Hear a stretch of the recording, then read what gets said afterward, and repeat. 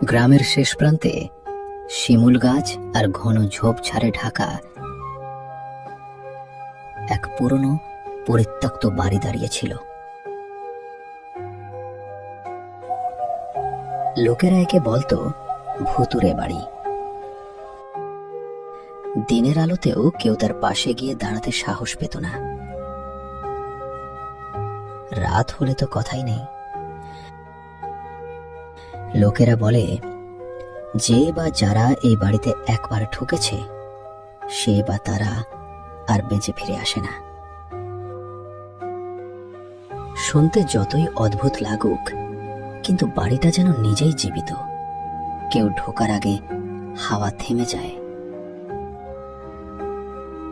পায়ের শব্দ ভেসে আসে, আর শোনা যায় ওই বাড়ির ভেতরে একটি রহস্যময় আয়না আছে, যার ভেতরেই নাকি তাদের আত্মা বন্দী হয়ে থাকে। একদিন সন্ধ্যায় রাহুল তার দুই বন্ধু সমীর আর পলাশ বাজি ধরল যে তারা ওই বাড়িতে ঢুকবে। সেখানে নাকি কিছুই নেই, সবই লোকের বানানো গাল গল্প। ভূত প্রেত কিছু নেই।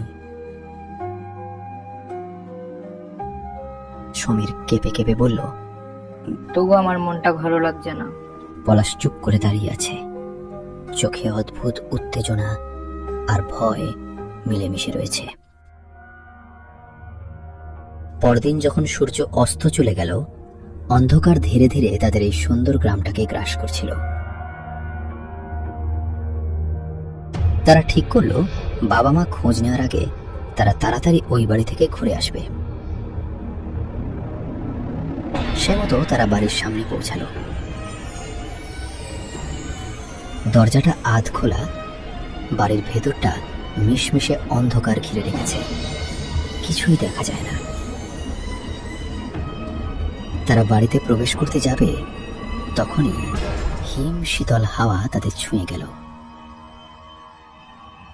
রাহুল প্রথম পা বাড়ালো, সমীর তার পেছনে, পলাশ কেবল নীরব প্রত্যক্ষদর্শী, যেন সব ঘটনার জন্য প্রস্তুত। তারা প্রবেশ করতেই হঠাৎ দরজাটা সপাটে বন্ধ হয়ে গেল। পলাশ বলে উঠল, রাহুল, দরজাটা বন্ধ হয়ে গেল। সমীর বলল, রাহুল, কি হাদার মতো দাঁড়িয়ে আছিস? টর্চটা জ্বাল, কিছুই দেখা যাচ্ছে না ভাই। হঠাৎ যেন ঘরের দেয়ালগুলো শ্বাস নিতে শুরু করলো। বাতাস ঘন ও চাপা হয়ে গেল। রাহুল টর্চটা জ্বালাতেই মনে হলো সিঁড়ি দিয়ে কেউ দৌড়ে উঠে গেল। সঙ্গে সঙ্গে রাহুল টর্চের আলো ঘরের চারদিকে ঘোরাতে লাগলো। সিঁড়ির দিকে তাকিয়ে সে টর্চটা স্থির করলো। তারা দেখল সিঁড়ির নিচে একটা বাচ্চা মেয়ে বসে আছে। তাদের দেখতে পেয়ে সে হঠাৎ কাঁদতে শুরু করে দিল। রাহুল জোর গলায় বলে উঠল, এই কে রে, কে ওখানে? সমীর রাহুলের কানে কানে বলল, ভাই, পলাশকে দেখতে পাচ্ছি না। কি বলছিস রে, কোথায় গেল? এই ভিতর ডিমটাকে এখানে আনাই ভুল হয়ে গেছে। তারা মুখ ঘোরাতেই দেখল সিঁড়ির কাছে কেউ নেই। সমীর বলল, কি রে রাহুল, কোথায় গেল মেয়েটা? কি হচ্ছে বলতো?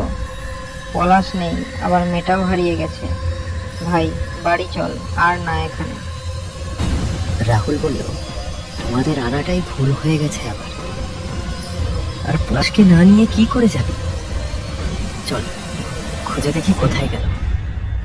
বেটা কোথাও লুকিয়ে আছে। তারা সিঁড়ির দিকে ধীরে ধীরে এগিয়ে গেল।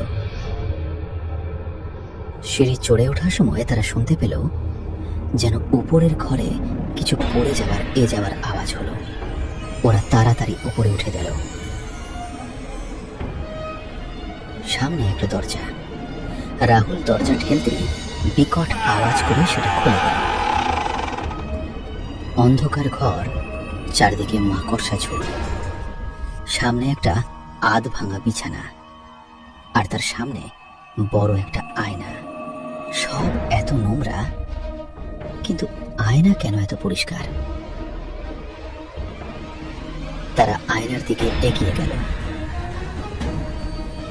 সামনে যেতেই অবাক, আয়নাতে তারা কাকে দেখছে? এ তো পলাশ। ও ওখানে কি করছে? তারা পলাশকে ডাকলো। পলাশ, পলাশ, তুই ওখানে কি করে গেলি? পলাশ বলে উঠল, ভাই, তোরা ওখানে কি করছিস? আমার ভয় করছিল, তাই বাইরে পালিয়ে আসি। কিন্তু তোরা ওখানে কি করে গেলি? বেরিয়ে আয় ওখান থেকে। আমার বাইরে ভয় করছে রে। রাহুল হাত বাড়ালে, কিন্তু তার হাত আয়নাতেই থেকে গেল। রাহুল চিৎকার করে বলল, ভাই, তুই চেষ্টা কর বেরিয়ে আসার, আমরা তোকে ধরতে পারছি না। পলাশ বলল, কি বলছিস রে? আমি তো বাইরে, তোরা আর ওখানে থাকিস না। তাড়াতাড়ি বেরিয়ে আয়। সবার গলা শুকিয়ে এলো। তারা কোথায় আছে ঠিক বুঝতে পারছে না। রাহুল তাড়াতাড়ি দৌড়ে সিঁড়ি দিয়ে নেমে এলো। পেছন পেছন নেমে এলো সমীর। রাহুল আর সমীর মিলে দরজা খোলার অনেক চেষ্টা করলো, কিন্তু পারল না। বাইরে থেকে পলাশের আওয়াজ ভেসে এলো। তোরা দাঁড়া, আমি গ্রাম থেকে লোক ডেকে আনছি। বলে পলাশ দৌড় লাগালো। তারপর অনেক লোকজন নিয়ে ফিরে এলো। তখন সকাল হয়ে গেছে।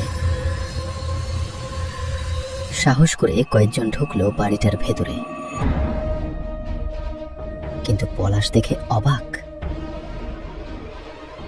যেখানে সিঁড়ি ছিল সেখানে আছে এক মস্ত বড় আয়না। পলাশ মনে মনে সমস্ত ঘটনাটা বুঝতে পারল।